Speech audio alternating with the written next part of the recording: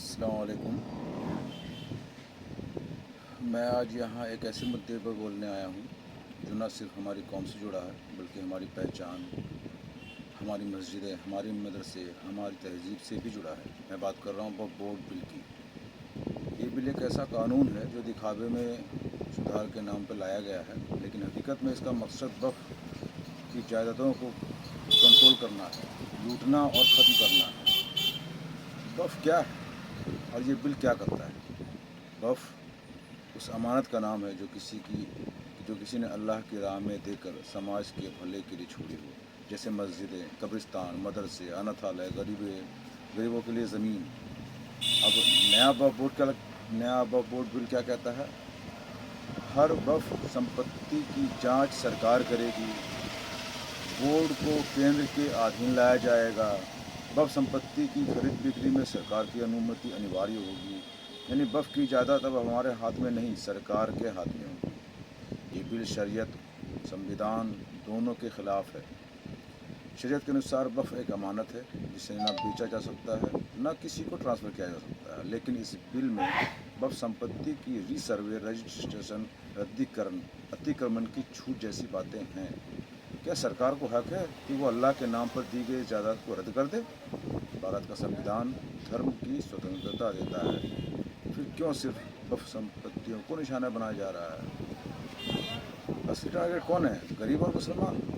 ये बिल सीधे उन गरीब मुसलमानों को नुकसान पहुंचाएगा जो वक्फ की ज़मीनों पर बसे हैं, जो वक्फ स्कूलों में पढ़ते हैं या जिनके रोज़गार मस्जिदें, मदरसों, दरगाहों से जुड़े हैं।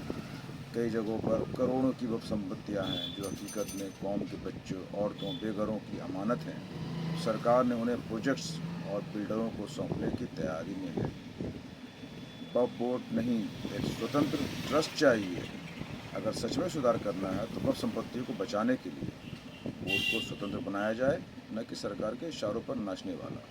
वक्फ ज़मीनों का सही हिसाब किताब डिजिटल रूप से जनता के सामने लाया जाए और सबसे ज़रूरी, कौम को उसकी अमानत का हक वापस दिया जाए। अब हम चुप नहीं बैठेंगे साथियों। ये सिर्फ एक बिल नहीं, ये हमारी जड़ों पर हमला है। अगर आज हम खामोश रहे तो कल हमारी मस्जिदें, हमारे मदरसे, हमारी दरगाहें सब मिटा दिए जाएंगे। इसलिए आज हम कह रहे हैं, वक्फ हमारी अमानत है, कोई भी सरकार इस पर कब्ज़ा नहीं कर सकती।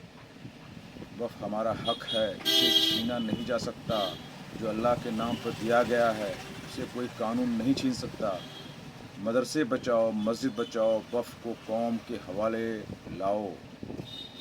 और अंत में हम सरकार से साफ तौर पर कहते हैं, वक्फ बोर्ड को कंट्रोल करने की साजिश बंद करो। कौम की अमानत को सरकारी गुलामी मत बनाओ।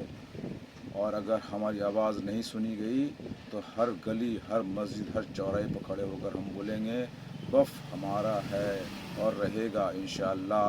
वक्फ ज़िंदा है, ज़िंदा रहेगा। वक्फ पर पहरा रहेगा, कौम का सेहरा रहेगा। वक्फ लूटने वालों से हिसाब लिया जाएगा। वक्फ बचाओ, कौम बचाओ। वक्फ बचाओ, मुल्क बचाओ। शुक्रिया।